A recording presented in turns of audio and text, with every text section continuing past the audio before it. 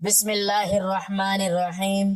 21 شعبان سے رمضان کا چاند نظر آنے تک چلتے پھرتے یہ تسبیح پڑھو۔ یہ تسبیح جو بھی پڑھتا ہے اتنی عزت اللہ دیتا ہے کہ ہر زبان پر ہر جگہ پر اس بندے کا چرچا ہوتا ہے۔ محترم ناظرین، رمضان المبارک کا مہینہ اللہ تعالیٰ کی طرف سے مومنوں کے لیے ایک عظیم تحفہ ہے۔ ایک ایسا مہینہ جس میں رحمتوں کی بارش ہوتی ہے، مغفرت کے دروازے کھول دیے جاتے ہیں، جہنم کے دروازے بند کر دیے جاتے ہیں اور شیاطین کو جکڑ دیا جاتا ہے۔ یہی وہ مقدس ایام ہیں جن کے انتظار میں ایک سچا مومن پورا سال تڑپتا رہتا ہے۔ دل میں ایک ہی دعا ہوتی ہے کہ اے اللہ، ایک بار پھر رمضان نصیب فرما دے، ایک بار پھر وہ لمحے نصیب ہو جائیں جن میں تیری رحمتیں بندوں پر سایہ فکن ہوتی ہیں۔ لیکن جو بندہ رمضان کی قدر کرنا چاہتا ہے وہ اس کی تیاری پہلے سے شروع کر دیتا ہے، کیونکہ رمضان اچانک نہیں آتا، بلکہ اس کے لیے دل کو صاف کرنا، زبان کو ذکر کا عادی بنانا اور روح کو عبادت کے لیے تیار کرنا ضروری ہوتا ہے۔ اس لیے بزرگان دین اور اہل معرفت شعبان کے مہینے کو رمضان کی تیاری کا مہینہ قرار دیتے ہیں۔ یہ وہ وقت ہوتا ہے جب بندہ اپنے گناہوں پر نادم ہوتا ہے، دل کو نرم کرتا ہے اور اللہ کے ذکر کے ذریعے اپنے اندر ایک نئی روحانی کیفیت پیدا کرتا ہے۔ 21 شعبان سے لے کر رمضان کا چاند نظر آنے تک کا وقت بہت قیمتی ہوتا ہے، کیونکہ یہ وہ لمحات ہوتے ہیں جب انسان اپنے دل کی زمین کو تیار کر سکتا ہے تاکہ رمضان کی بارش اس زمین پر پڑے تو ایمان کی فصل لہلہا اٹھے۔ اگر دل سخت ہو، زبان غفلت میں ڈوبی ہو اور روح دنیا کی الجھنوں میں قید ہو تو رمضان بھی گزر جاتا ہے اور انسان کو وہ برکتیں حاصل نہیں ہوتی جو اس کے نصیب میں لکھی جا سکتی تھیں۔ اس لیے اللہ کے نیک بندے اس عرصے میں خاص اذکار اور تسبیحات کا اہتمام کرتے تھے۔ وہ چلتے پھرتے، اٹھتے بیٹھتے، سوتے جاگتے اللہ کا ذکر اپنی زبان پر جاری رکھتے تھے، کیونکہ ذکر الہی ہی وہ نور ہے جو دل کے اندھیروں کو ختم کرتا ہے، روح کو تازگی دیتا ہے اور انسان کو اللہ کے قریب کر دیتا ہے۔ جب بندہ کثرت سے اللہ کا ذکر کرتا ہے تو اس کی زندگی بدلنے لگتی ہے، اس کے حالات میں برکت آتی ہے، اس کے چہرے پر نور آتا ہے اور اس کی باتوں میں تاثیر پیدا ہو جاتی ہے۔ یہی وہ کیفیت ہوتی ہے جسے قرآن نے ذکر کثیر کا نام دیا ہے اور جس کے بارے میں اللہ تعالیٰ نے کامیابی کی بشارت دی ہے۔ 21 شعبان سے رمضان کا چاند نظر آنے تک ایک خاص تسبیح پڑھنے کا معمول بھی اسی روحانی تیاری کا حصہ ہے۔ یہ وہ تسبیح ہے جس کے بارے میں کہا جاتا ہے کہ جو بندہ اسے اخلاص کے ساتھ پڑھتا ہے اللہ تعالیٰ اسے ایسی عزت عطا فرماتا ہے کہ ہر جگہ اس کا ذکر ہونے لگتا ہے، ہر زبان پر اس کا چرچا ہونے لگتا ہے اور لوگ اس کی قدر و منزلت کرنے لگتے ہیں۔ لیکن یاد رکھنا چاہیے کہ اصل عزت لوگوں کی زبانوں سے نہیں بلکہ اللہ کے فیصلوں سے آتی ہے۔ جب اللہ کسی بندے سے راضی ہو جاتا ہے تو زمین والوں کے دلوں میں بھی اس کی محبت ڈال دیتا ہے، فرشتوں میں بھی اس کا ذکر ہونے لگتا ہے اور لوگوں کے درمیان بھی اس کی نیک نامی پھیل جاتی ہے۔ عزت، شہرت اور قدر و منزلت ہر انسان کی فطری خواہش ہوتی ہے۔ دنیا کا ہر شخص چاہتا ہے کہ لوگ اسے عزت کی نگاہ سے دیکھیں، اس کی بات کو اہمیت دیں اور اس کا نام احترام سے لیا جائے۔ لیکن اکثر لوگ یہ عزت دنیا کے راستوں سے تلاش کرتے ہیں، دولت کے ذریعے، عہدوں کے ذریعے یا لوگوں کو خوش کرنے کے ذریعے، مگر یہ سب عزتیں عارضی ہوتی ہیں، وقت کے ساتھ ختم ہو جاتی ہیں۔ اصل عزت وہ ہے جو اللہ دیتا ہے اور جسے کوئی چھین نہیں سکتا۔ قرآن پاک میں اللہ تعالیٰ فرماتا ہے کہ عزت صرف اللہ، اس کے رسول اور مومنوں کے لیے ہے، یعنی جو بندہ اللہ کے قریب ہو جاتا ہے اللہ خود اسے عزت عطا کرتا ہے۔ یہ تسبیح بھی دراصل اسی راز کو سمجھاتی ہے کہ اگر تم عزت چاہتے ہو، اگر تم چاہتے ہو کہ لوگ تمہیں قدر کی نگاہ سے دیکھیں، اگر تم چاہتے ہو کہ تمہارا نام احترام سے لیا جائے تو لوگوں کے دروازے کھٹکھٹانے کے بجائے اللہ کے دروازے پر آ جاؤ، اس کی یاد کو اپنی زبان کا زیور بنا لو، اس کے ذکر کو اپنا ساتھی بنا لو اور اس کے سامنے عاجزی اختیار کر لو۔ جب بندہ اللہ کے سامنے جھک جاتا ہے تو اللہ اسے دنیا میں بھی سر بلند کر دیتا ہے اور آخرت میں بھی۔ 21 شعبان سے شروع ہونے والا یہ عمل دراصل ایک روحانی سفر کا آغاز ہوتا ہے۔ یہ دن انسان کو یاد دلاتے ہیں کہ رمضان قریب ہے اور اب وقت ہے کہ ہم اپنی زندگی کا رخ بدلیں، اپنی زبان کو غیبت، جھوٹ اور فضول باتوں سے بچا کر اللہ کے ذکر میں لگا دیں۔ اپنے دل کو حسد، نفرت اور کینہ سے پاک کر کے محبت، صبر اور شکر سے بھر دیں۔ جب بندہ اس طرح اپنے اندر تبدیلی لاتا ہے تو رمضان اس کے لیے محض ایک مہینہ نہیں رہتا، بلکہ ایک ایسی نعمت بن جاتا ہے جو اس کی پوری زندگی کو بدل دیتی ہے۔ یہ تسبیح بھی اسی تبدیلی کا ایک ذریعہ ہے۔ اسے پڑھنے والا بندہ آہستہ آہستہ اپنے اندر ایک عجیب سکون محسوس کرتا ہے، اس کے دل سے خوف کم ہونے لگتا ہے، امید بڑھنے لگتی ہے اور اللہ پر بھروسہ مضبوط ہو جاتا ہے۔ لوگ بھی اس کے اخلاق اور انداز میں تبدیلی محسوس کرتے ہیں، اس کی باتوں میں نرمی آ جاتی ہے، چہرے پر وقار آ جاتا ہے اور اس کی موجودگی دوسروں کے لیے راحت کا سبب بننے لگتی ہے۔ یہی وہ حقیقی عزت ہوتی ہے جو اللہ اپنے ذکر کرنے والوں کو عطا کرتا ہے۔ اس لیے اگر آپ بھی چاہتے ہیں کہ آنے والا رمضان آپ کی زندگی کا سب سے برکت رمضان بن جائے، اگر آپ چاہتے ہیں کہ اللہ آپ کو عزت، سکون اور دل کا اطمینان عطا کرے، تو 21 شعبان سے ہی اس تسبیح کو اپنا معمول بنا لیں۔ اسے چلتے پھرتے، کام کرتے ہوئے، سفر میں، تنہائی میں، ہر حال میں پڑھتے رہیں۔ اپنی زبان کو ذکر کا عادی بنا لیں تاکہ جب رمضان آئے تو آپ کا دل پہلے سے تیار ہو اور آپ اس مہینے کی رحمتوں کو پوری طرح سمیٹ سکیں۔ یاد رکھیں، رمضان صرف روزوں کا نام نہیں بلکہ دلوں کی اصلاح کا نام ہے، روح کی پاکیزگی کا نام ہے اور اللہ کے قریب ہونے کا ایک سنہری موقع ہے۔ جو بندہ اس موقع سے فائدہ اٹھاتا ہے وہی حقیقی کامیاب ہوتا ہے، اور جو اس سے غفلت برتتا ہے وہ سال بھر پچھتاتا رہتا ہے۔ اس لیے آج ہی نیت کر لیں کہ ہم اپنی زندگی کو بدلیں گے، اپنی زبان کو ذکر سے آباد کریں گے اور 21 شعبان سے رمضان کے چاند تک اس تسبیح کو اپنا ساتھی بنا لیں گے تاکہ اللہ ہمیں وہ عزت عطا فرمائے جو ہمیشہ باقی رہنے والی ہے۔ ناظرین، رمضان المبارک کوئی عام مہینہ نہیں، یہ اللہ تعالیٰ کی طرف سے مومنوں کے لیے ایک عظیم انعام ہے، ایک ایسی نعمت جس کا بدل پوری دنیا میں کہیں نہیں ملتا۔ یہ وہ مہینہ ہے جس میں آسمان کے دروازے کھول دیے جاتے ہیں، رحمتیں نازل ہوتی ہیں، مغفرت عام کر دی جاتی ہے اور بندوں کو جہنم سے نجات کے مواقع دیے جاتے ہیں۔ لیکن سوال یہ ہے کہ کیا ہر شخص رمضان کی برکتیں حاصل کر لیتا ہے؟ کیا ہر روزہ دار کو وہی قرب الہی نصیب ہوتا ہے جس کا وعدہ کیا گیا ہے؟ حقیقت یہ ہے کہ نہیں۔ رمضان سب کے لیے آتا ہے، مگر فائدہ صرف اسی کو ہوتا ہے جو اس کے استقبال کی تیاری پہلے سے کرتا ہے۔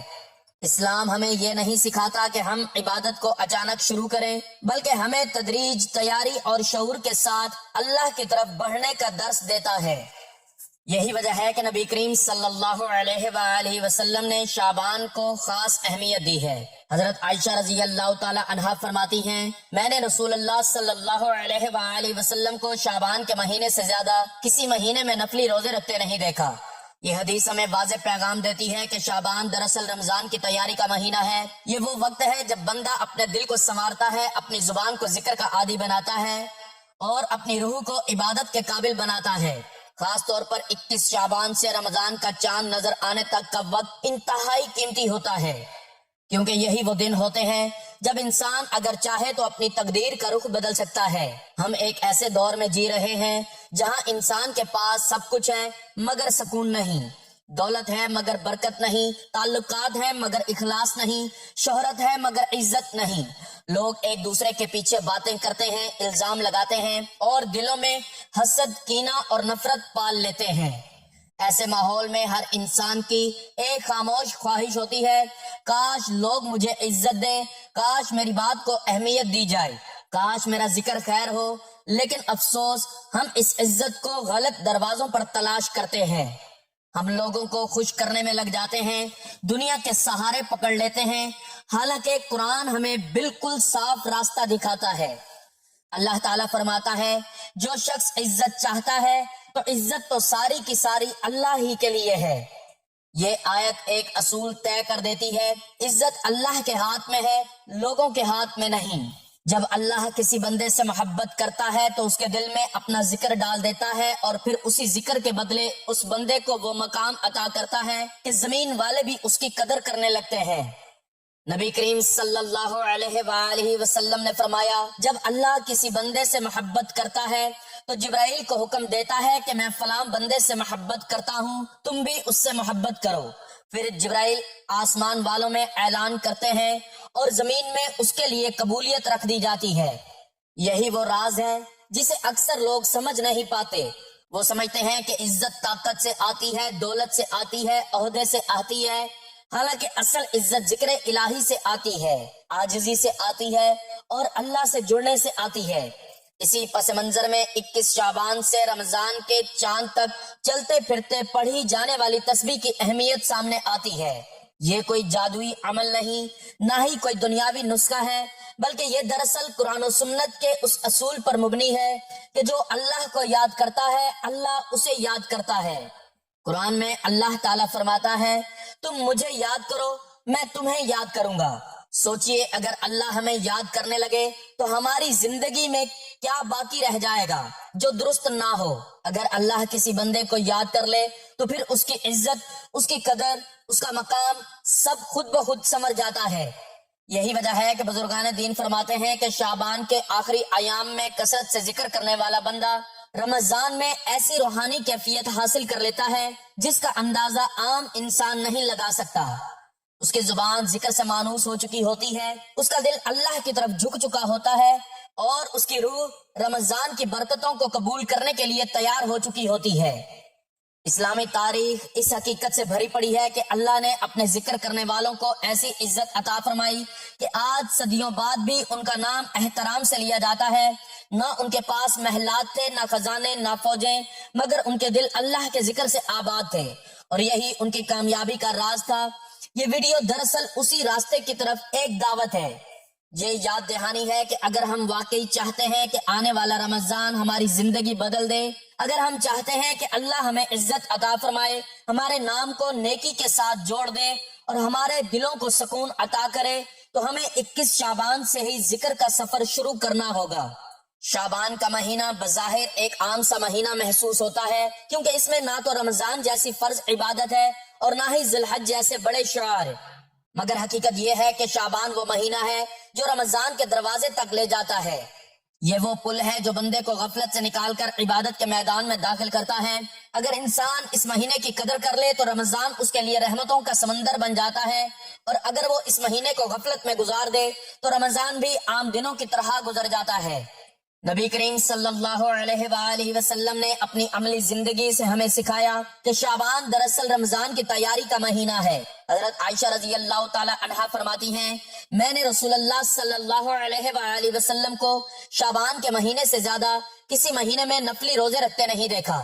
ایک اور روایت میں آتا ہے، رسول اللہ صلی اللہ علیہ وآلہ وسلم شعبان کا پورا مہینہ روزہ رکھتے تھے، یا یوں کہو کہ تقریباً پورا شعبان روزے رکھتے تھے۔ ان احادیث سے صاف ظاہر ہوتا ہے کہ نبی کریم صلی اللہ علیہ وآلہ وسلم شعبان کو عبادت اور تیاری کا مہینہ سمجھتے تھے۔ آپ صلی اللہ علیہ وآلہ وسلم اس مہینے میں اپنے معاملات کو بڑھا دیتے تھے تاکہ جب رمضان آئے تو روح اور جسم دونوں عبادت کے لیے تیار ہوں۔ ان احادیث سے صاف ظاہر ہوتا ہے کہ نبی کریم صلی اللہ علیہ وآلہ وسلم شعبان کو عبادت اور تیاری کا مہینہ سمجھتے تھے۔ آپ صلی اللہ علیہ وآلہ وسلم اس مہینے میں اپنے معاملات کو بڑھا دیتے تاکہ جب رمضان آئے تو روح اور جسم دونوں عبادت کے لیے تیار ہوں۔ حضرت اسامہ بن زید رضی اللہ تعالیٰ عنہ فرماتے ہیں کہ میں نے رسول اللہ صلی اللہ علیہ وآلہ وسلم سے عرض کیا، یا رسول اللہ، میں آپ کو شعبان کے مہینے میں جتنے روزے رکھتے دیکھتا ہوں اتنے کسی اور مہینے میں نہیں دیکھتا۔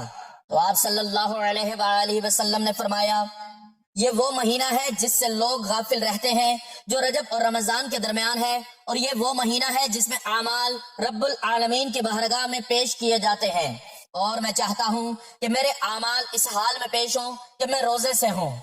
یہ حدیث شعبان کی عظمت کو واضح کرتی ہے۔ اس میں 3 بڑی باتیں بیان ہوئی ہیں۔ شعبان وہ مہینہ ہے جس سے لوگ غافل رہتے ہیں۔ اس مہینے میں بندوں کے اعمال اللہ کے حضور پیش کیے جاتے ہیں۔ نبی صلی اللہ علیہ وآلہ وسلم چاہتے تھے کہ اس وقت وہ عبادت کی حالت میں ہوں۔ یہی وہ نقطہ ہے جو ہمیں سمجھنا چاہیے۔ جب ہمارے اعمال اللہ کے حضور پیش ہو رہے ہوں تو کیا ہمیں غفلت میں ہونا چاہیے یا ذکر اور عبادت میں؟ شعبان دراصل دلوں کی صفائی کا مہینہ ہے۔ یہ وہ وقت ہے جب انسان کو چاہیے کہ وہ اپنے اندر جھانکے، اپنے گناہوں پر نظر ڈالے اور اپنے دل کو صاف کرے۔ نبی کریم صلی اللہ علیہ وآلہ وسلم نے فرمایا، ہر پیر اور جمعرات کو اعمال پیش کیے جاتے ہیں اور اللہ ہر اس بندے کو بخش دیتا ہے جو اس کے ساتھ کسی کو شریک نہ ٹھہراتا ہو سوائے اس شخص کے جس کے دل میں اپنے بھائی کے لیے کینہ ہو۔ اس حدیث سے ہمیں ایک بہت بڑا سبق ملتا ہے کہ عبادت صرف ظاہری اعمال کا نام نہیں بلکہ دل کی صفائی بھی ضروری ہے۔ اگر دل میں حسد، نفرت، کینہ اور بغض ہو تو عبادت کا اثر کم ہو جاتا ہے۔ اس لیے شعبان کے مہینے میں ہمیں یہ کام ضرور کرنے چاہیے۔ لوگوں کو معاف کرنا، دل سے کینہ نکالنا، رشتوں کو جوڑنا، توبہ کرنا، ذکر کو معمول بنانا، یہی وہ تیاری ہے جو رمضان کی برکتوں کو اپنی طرف کھینچتی ہے۔ ذکر رمضان کی تیاری کا سب سے آسان اور مؤثر ذریعہ۔ ہر انسان کے پاس اتنا وقت یا طاقت نہیں ہوتی کہ وہ بہت زیادہ نوافل پڑھ سکے یا روزے رکھ سکے، مگر ایک عبادت ایسی ہے جو ہر حال میں کی جا سکتی ہے اور وہ ہے ذکر الہی۔ اللہ تعالیٰ قرآن میں فرماتا ہے، اے ایمان والو اللہ کو کثرت سے یاد کرو، اور ایک اور جگہ فرمایا، یقیناً دلوں کا اطمینان اللہ کے ذکر ہی سے حاصل ہوتا ہے۔ یہ آیت انسان کی سب سے بڑی پریشانی کا حل بتاتی ہے۔ آج ہر شخص سکون کی تلاش میں ہے، کوئی دولت میں سکون ڈھونڈتا ہے، کوئی شہرت میں، کوئی رشتوں میں، مگر اصل سکون اللہ کے ذکر میں ہے۔ 21 شعبان سے رمضان کے چاند تک کا وقت دراصل ایک آخری موقع ہوتا ہے۔ یہ وہ دن ہوتے ہیں جب بندہ اپنی زندگی کا رخ بدل سکتا ہے۔ اگر وہ ان دنوں میں ذکر کو اپنا معمول بنا لے تو اس کا دل نرم ہو جاتا ہے، زبان پاک ہو جاتی ہے اور روح رمضان کے لیے تیار ہو جاتی ہے۔ بزرگان دین فرماتے تھے، شعبان کا مہینہ زبان کی اصلاح کا مہینہ ہے اور رمضان دل کی اصلاح کا مہینہ ہے۔ یعنی اگر زبان ذکر کی عادی ہو جائے تو رمضان میں دل خود بخود اللہ کی طرف جھک جاتا ہے۔ حضرت حسن بصری رحمت اللہ علیہ کے بارے میں آتا ہے کہ وہ شعبان کے مہینے میں بازاروں سے گزرتے تو لوگوں کو دیکھ کر فرماتے، یہ لوگ بڑے عجیب ہیں، رمضان کے لیے خود کو تیار نہیں کرتے، حالانکہ رمضان ان کے دروازے پر آنے والا ہے۔ پھر وہ خود خلوت اختیار کر لیتے، ذکر اور تلاوت میں مشغول ہو جاتے اور فرماتے، جس نے شعبان کو ضائع کر دیا وہ رمضان کی قدر بھی نہیں کر پائے گا۔ یہ الفاظ ہمیں جھنجھوڑنے کے لیے کافی ہیں۔ محترم ناظرین، اسلام کی بنیاد صرف ظاہری عبادات پر نہیں بلکہ دل کے تعلق پر ہے۔ نماز، روزہ، زکوٰۃ اور حج سب عظیم عبادات ہیں، مگر ان سب کی روح ذکر الہی ہے۔ اگر دل اللہ کے ذکر سے خالی ہو تو عبادت ایک رسم بن جاتی ہے، اور اگر دل اللہ کے ذکر سے آباد ہو تو چھوٹا سا عمل بھی پہاڑوں جتنا اجر لے جاتا ہے۔ اس لیے قرآن مجید میں بار بار ذکر کی تاکید کی گئی ہے۔ اللہ تعالیٰ فرماتا ہے، اور اللہ کو بہت زیادہ یاد کرو تاکہ تم کامیاب ہو جاؤ۔ یہ آیت ہمیں بتاتی ہے کہ کامیابی کا اصل راز دولت، شہرت یا دولت میں نہیں بلکہ ذکر الہی میں ہے۔ حضرت سری سکتی رحمت اللہ علیہ جو اپنے وقت کے ایک ولی کامل گزرے ہیں، ایک کنیز کا حال لکھتے ہیں کہ ایک رات وہ بہت بے چین تھے۔ اللہ والے عموماً راتیں اپنے رب کی یاد میں گزارتے اور سکون پاتے ہیں، اور یہ عبادت صرف مصلی اور جائے نماز پر ہی نہیں ہوتی، یاد الہی تو ہر رنگ میں ہوتی ہے۔ رات کو گھر سے نکلے، اللہ تعالیٰ کی نعمتوں پر نظر کی، پھولوں پودوں کا خیال کیا، سبزہ زاروں کا تصور ابھرا، صحرا کی طرف نکلے مگر کہیں چین نہ تھا۔ قریب ہی ایک شفا خانہ تھا، سوچا چلو مریضوں کو دیکھوں، شاید سکون قلب حاصل ہو جائے۔ کیا دیکھتے ہیں کہ ایک نہایت خوبصورت اور حسین و جمیل لڑکی بہترین کپڑے پہنے اور زر و جواہر سے لدی پھدی، ہاتھوں میں ہتھکڑیاں، گلے میں توق اور پیروں میں بیڑیاں ڈالے آہو زاری میں مصروف و مشغول ہے۔ حضرت سری سکتی رحمت اللہ علیہ یہ دیکھ کر بھونج کے رہ گئے کہ کیا معاملہ ہے۔ آپ نے شفا خانے کے داروغہ سے پوچھا، یہ کیا معاملہ ہے؟ اس نے ایک امیر کبیر سوداگر کا نام لیا کہ یہ اس کی کنیز ہے اور کچھ دنوں سے اس پر دورے پڑتے ہیں، اس لیے اس کا مالک یہاں علاج کے لیے چھوڑ گیا ہے۔ جس وقت سری سکتی رحمت اللہ علیہ اور داروغہ بات چیت کر رہے تھے تو وہ مجنونہ ہوش میں آ گئی اور پردرد آواز میں شعر پڑھنے لگی۔ خوبصورت اور دلکش آواز اور اس کے ساتھ رکت، کرب اور درد اشعار تھے کہ آگ کے شعلے سننے والوں کا دل بھی جلا دیا۔ ان اشعار کا تقریباً مطلب یہ تھا کہ لوگوں میں پاگل نہیں ہوں، میں تو اس کی محبت میں سرشار ہوں اور میرا دل فریاد کنا ہے۔ تم لوگوں نے مجھے ہتھکڑیاں پہنا رکھی ہیں، حالانکہ اس کے سوا میں نے کوئی گناہ نہیں کیا کہ اپنے محبوب کی محبت میں سرگرم و سرگفتہ ہوں۔ تم جس میں میری بھلائی سمجھ رہے ہو اس میں میرے ساتھ دشمنی کر رہے ہو، جس کو تم برائی سمجھتے ہو دراصل وہ تو بھلائی ہے۔ حضرت سری سکتی رحمت اللہ علیہ فرماتے ہیں، جب یہ دردناک اور کربناک اشعار میں نے سنے تو میرا دل دھڑک اٹھا اور بے اختیار آنسو بہنے لگے۔ کنیز میری طرف متوجہ ہوئی اور بولی، اے سری سکتی، یہ رونا اس کی صفت پر ہے، اگر تم اس کی ذات کو پہچانتے تو کیا ہوتا؟ حضرت سری سکتی نے عالم حیرت و استعجاب میں اس سے پوچھا، اے لڑکی، تو میرا نام کس طرح جانتی ہے؟ لڑکی نے انگلی سے آسمان کی طرف اشارہ کیا اور کہا، جب میں اس سے واقف ہو گئی ہوں तो किसी से नावाकिफ नहीं रही। हजरत श्री सक्ति रहमतुल्लाह अलैह ने पूछा, तुम किसकी मोहब्बत में अपने आप को फना कर रही हो? कनीज ने एक सर्द आह भर कर जवाब दिया, मेरी मोहब्बत सिर्फ उसके लिए है जिसने मुझे अपनी नेमतों से आगाह किया और अपनी मेहरबानियों से शुक्रगुजार बनाया, जो दिलों में बसता है, जो सवाल करने वालों को खुद जवाब देता है। श्री शक्ति ने पूछा, यहाँ तुमको किसने कैद किया है? उसने जवाब में कहा, हसद करने वालों ने, और एक पुरदर्द नारा मारा और बेहोश हो गई। हजरत ने दारोगा से कहा, इसे रिहा कर दो। उसने हथकड़ियां खोल दी और आजाद कर दिया। हजरत श्री शक्ति ने फरमाया, तुम आजाद हो, जहां चाहो चली जाओ। कनीज ने जवाब दिया, मैं किस तरह जा सकती हूँ? जो मेरा महबूब है उसने मुझे अपने एक गुलाम की मलकियत बनाया हुआ है, उसकी इजाजत के बगैर मैं कोई कदम नहीं उठा सकती। जब ये बातें हो रही थी तो उस कनीज का मालिक भी शिफा खाने में आ गया। उसने जब हजरत श्री शक्ति रहमतुल्लाह अलैह को देखा तो बेहद खुश हुआ और खिदमत में हाजिर होकर बहुत ताजीम और एहतराम का इजहार किया। हजरत श्री शक्ति ने फरमाया, मेरे मामले में तुम खामखाम मुबालगे से काम ले रहे हो। ये लड़की मुझसे ज्यादा इज्जत और एहतराम की मुस्तहिक है, तुमने इसको क्यों पाबा जंजीर कर रखा है? मालिक बहुत शर्मिंदा हुआ और कहा, मैंने इसे अपना बहुत सारा सरमाया खर्च करके खरीदा। ये अपने हुस्न के अलावा बेहतरीन खुश गुलकारा और रकासा भी है। मेरा ख्याल था मैं इसे फरोख्त करके बहुत ज्यादा मुनाफा कमाऊंगा। मैंने इस पर 20,000 दरम खर्च किए, मगर अब तो मुझे 20 दिरहम भी मिलने की उम्मीद नहीं। हजरत श्री शक्ति ने पूछा, इसकी ये हालत कब और कैसे हुई? वो बोला, मैंने आपको पहले बताया कि ये बहुत अच्छा गाती है। तकरीबन 1 साल का अरसा हुआ। एक दिन ये मस्ताना वार ऊद बजाकर ये इशार गा रही थी, जिसका मतलब है कि ऐ वो शख्स जिसके सिवा मेरा कोई आका नहीं, तूने मुझे लोगों में गुलाम बनाकर रख दिया है। बस इस शेर की तकरार करते हुए बेखुद हो गई, और तोड़कर दूर फेंक दिया और रोने लगी। हमने समझा शायद इसे किसी से इश्क हो गया है, मगर ये बात भी गलत साबित हुई। आखिर तंग आकर इलाज के लिए शिफा खाने लाना पड़ा और इसकी बेहतरी और भलाई के लिए हमने इसे पाबा जंजीर किया है। हजरत श्री शक्ति रहमतुल्लाह अलैह ने फरमाया, अच्छा तुम इसे मेरे हाथ फरोख्त कर दो, मैं इसकी कीमत के साथ मुनाफा भी दूंगा। उस शख्स का मुंह हैरत से खुला का खुला रह गया। फिर एक दरवेश कहां से इतनी रकम दे सकता था? हजरत ने उसकी हैरानगी भांप ली और कहा, तुम मेरी जुबान पर एतबार करो। ये फरमाकर हजरत श्री शक्ति रहमतुल्लाह अलैह शिफा खाने से वापस चले गए। ये हकीकत थी कि दरवेश के पास माल कहाँ, 1 दिरहम भी ना था। तमाम रात गिरिया उजारी और मनाजात और दुआ में बसर की। सुबह दम अभी रोशनी भी नहीं फूटी थी कि किसी ने दरवाजा खटखटाया। आपने दरवाजा खोला तो एक शख्स खड़ा था। पूछने पर बताया कि मेरा नाम अहमद मसना है। रात मुझे गैब से आवाज आई कि 5 थैलियां श्री शक्ति को पहुंचा दो। चुनाचा मैं पोप फूटते ही रकम लेकर हाजिर हो गया हूँ। आपने थैलियां ले ली और सजदा शुक्र बजा लाए, और उसी वक्त थैलियां लेकर शिफा खाने पहुंचे।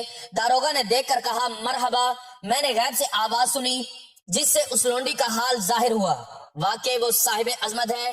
नादरीन, जिक्र का मतलब सिर्फ जुबान से तस्बीह पढ़ना नहीं, बल्कि दिल, जुबान और अमल तीनों का अल्लाह की तरफ मुतवज्जा होना है। जुबान से अल्लाह का नाम लेना, दिल में उसकी अजमत महसूस करना, अमल में उसकी ताकत करना, ये तीनों चीजें मिलकर हकीकी जिक्र बनती हैं। इसलिए कुरान में अल्लाह ताला फरमाता है, जो लोग खड़े बैठे और लेटे हुए अल्लाह को याद करते हैं। अल्लाह ताला ने जिक्र करने वालों के लिए बड़ी खुशखबरी सुनाई है। कुरान में इरशाद है, और अल्लाह को कसरत से याद करने वाले मर्द और औरतें, अल्लाह ने उनके लिए मगफिरत और बड़ा अजर तैयार कर रखा है। ये आयत इस बात का ऐलान है कि जिक्र करने वाले लोग अल्लाह के खास बंदे होते हैं और उनके लिए मगफिरत और अजीम अजर तैयार है। नबी करीम सल्लल्लाहु अलैहि वसल्लम ने फरमाया, क्या मैं तुम्हें ऐसा अमल ना बताऊं जो तुम्हारे आमाल में सबसे बेहतर, तुम्हारे रब के नजदीक सबसे पाकीज़ा, तुम्हारे दर्जात को बुलंद करने वाला और सोना चांदी खर्च करने और दुश्मन से लड़ने से भी बेहतर हो? सहाबा रज़ी अल्लाह तआला ने अर्ज किया, जरूर बताइए। आप सल्लल्लाहु अलैहि वसल्लम ने फरमाया, अल्लाह का जिक्र। मोहतरम नाजरीन, चलते हैं वजीफे की जानिब। वो कौन सी तस्बीह है जो आपने 21 शाबान से रमजान का चांद नजर आने तक चलते फिरते पढ़नी है? ये तस्बीह जो भी पढ़ता है, इतनी इज्जत अल्लाह देता है कि हर जुबान पर, हर जगह पर उस बंदे का चर्चा होता है। ये तस्बीह आप चलते फिरते किसी भी वक्त पढ़ सकते हैं, दिन में जब आपको टाइम मिले। अगर आप किसी नमाज के बाद पढ़ना चाहें तब भी पढ़ सकते हैं। सबसे पहले आपने हुजूर पाक सल्लल्लाहु अलैहि वसल्लम की जात अक़दस पर दुरूद पाक का नजराना पेश करना है। दुरूद पाक आप कोई सभी पढ़ सकते हैं। एक बार सवाब की नियत से मेरे साथ भी दुरूद पाक पढ़ लें। अल्लाहुम्मा सल्ली अला मुहम्मदिन व अला आलि मुहम्मदिन कमा सल्लैता अला इब्राहीम व अला आलि इब्राहीम إنك حميد مجيد اللهم بارك على محمد وعلى آل محمد كما باركت على إبراهيم وعلى آل إبراهيم إنك حميد مجيد. درود پاک پڑھنے کے بعد آپ نے ایک تسبیح یا ودود یا نافع یا نور کی پڑھنی ہے. اس کے بعد آپ نے 33 مرتبہ یہ آیت پڑھنی ہے. قل اللہم مالک الملک تؤتی الملک من تشاء وتنزع الملک ممن تشاء وتعز من تشاء وتذل من تشاء بیدک الخیر انک علی کل شیء قدیر. اے اللہ ملک کے مالک، تو جسے چاہتا ہے سلطنت عطا فرماتا ہے اور جسے چاہتا ہے چھین لیتا ہے، اور تو جسے چاہتا ہے عزت دیتا ہے اور جسے چاہتا ہے ذلت دیتا ہے. تمام بھلائی تیرے ہی ہاتھ میں ہے، بے شک تو ہر شے پر قدرت رکھنے والا ہے. یہ آیت پڑھنے کے بعد آپ نے 11 مرتبہ سورۃ اخلاص کی تلاوت کرنی ہے. بسم اللہ الرحمن الرحیم قل هو اللہ احد اللہ الصمد لم یلد ولم یولد ولم یکن له کفوا احد. اور آخر میں پھر دوبارہ درود پاک پڑھنا ہے جو شروع میں پڑھا تھا. آخر میں یہی عرض ہے کہ شعبان کے یہ بابرکت دن دراصل اللہ تعالیٰ کی طرف سے ایک سنہری موقع ہوتے ہیں، ایک ایسی نعمت جس کے ذریعے بندہ اپنے گناہوں کی گرد کو جھاڑ کر دل کو پاک کر سکتا ہے اور رمضان کی رحمتوں کے استقبال کے لیے خود کو تیار کر سکتا ہے. 21 شعبان سے لے کر رمضان کے چاند تک کا یہ مختصر سا عرصہ بظاہر چند دنوں پر مشتمل ہوتا ہے، مگر حقیقت میں یہ انسان کی تقدیر بدلنے کی طاقت رکھتا ہے. جو بندہ ان دنوں میں ذکر اور تسبیح کو اپنا معمول بنا لیتا ہے، اس کی زبان پاک ہو جاتی ہے، دل نرم ہو جاتا ہے اور اس کی زندگی میں سکون اور برکت اترنے لگتی ہے.